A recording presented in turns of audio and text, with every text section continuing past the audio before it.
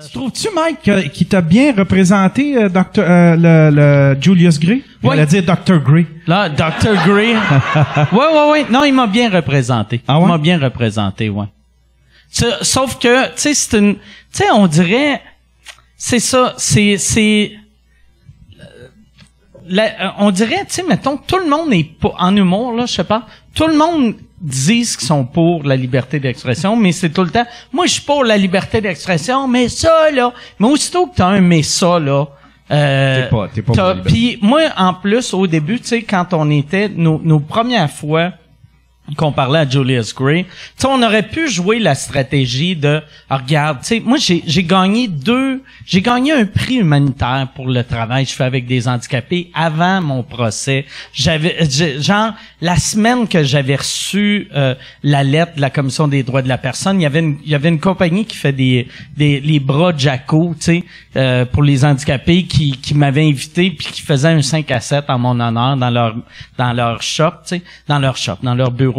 On aurait pu se servir de ça puis servir de non, asti, les handicapés même, mais je voulais pas. Tu sais, parce que tu peux pas jouer la carte de regarde, moi j'ai le droit parce que je suis fin. Mais ça. Eux autres, c'est des trous de cul, ils ont pas le droit. Fait que je voulais pas jouer cette carte-là. Ça serait l'équivalent de dire j'ai le droit de faire des jokes, c'est juif parce que je suis juif. Ouais. Bon, je suis accepté de la gang.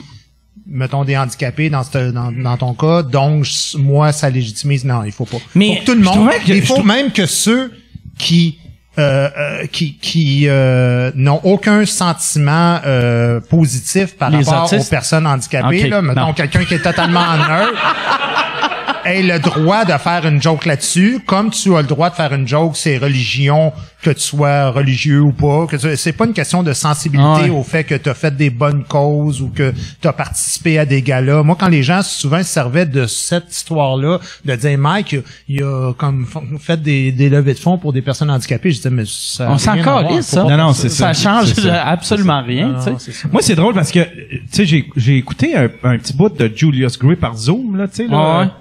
Puis, moi, je me sers tout le temps du même... Quand on me parle de Mike, je me sers j'ai tout le temps le même argument. Je fais, Mike, il se moque pas des gens. Il se moque d'un sujet d'actualité ou d'un sujet, tu sais, il se moque d'un sujet d'actualité ou sociologique, tu sais. Jérémy Gabriel, il est d'aucun intérêt pour Mike si Jérémy Gabriel fait pas partie de l'actualité, tu sais. Puis ça casse les gens. Puis là, ils comprennent, OK, ouais, c'est pas les gens, parce que dans le fond, c'est vrai, ils se moquent pas de gens inconnus ou de, tu sais, ils nomment pas des... Mais ça casse les gens, mais après ça, 2 minutes après, ils oublient. Tu sais, ouais. Tu sais, le monde oublie, là, tu sais. Moi, c'est ça qui me faisait capoter pour le cas, tu sais, de tu sais, mon gag que j'avais là-dessus, j'ai eu des critiques, asti, pas possible, là, tu sais, que tous les journalistes hors spectacle disaient que c'est un bon spectacle, puis surtout, ce numéro-là, c'était le meilleur numéro du show.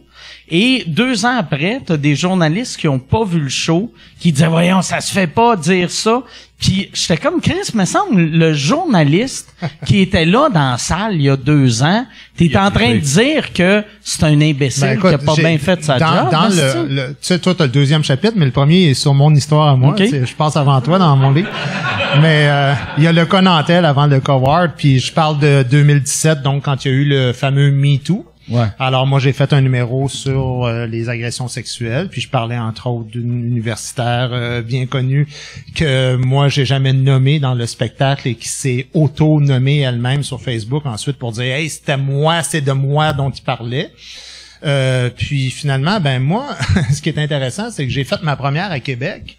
Je me souviens plus de la date mais mettons le 7 octobre et le 7 octobre au soir il y a tous les médias, il y a 1348 spectateurs, standing ovation le lendemain matin, donc c'était le 7 octobre mon exemple, donc le 8 octobre au matin, je me réveille, c'est unanime, là. Toutes les, écoute, c'est super chaud, blablabla. Et là, ils roulent ça en boucle à LCN, puis à RDI, puis regardez hier soir, puis... Mais là, elle sort ça à midi sur Facebook, de dire qu'elle est offensée par les blagues que j'ai faites. Fait que ton show va de génial à dégueulasse. Moi, je suis à Québec, donc je suis à l'hôtel, là, au Bonne Entente, et ça cogne à ma porte. Là, il y a un journaliste qui me dit, vous trouvez pas ça dégueulasse que vous avez fait subir à cette personne-là? Là, je suis comme, Vous étiez là hier soir. Toi, tu pensais-tu que c'était là hier genre soir. service aux chambres? Pis t'étais comme, c'est ma femme, elle est habituée!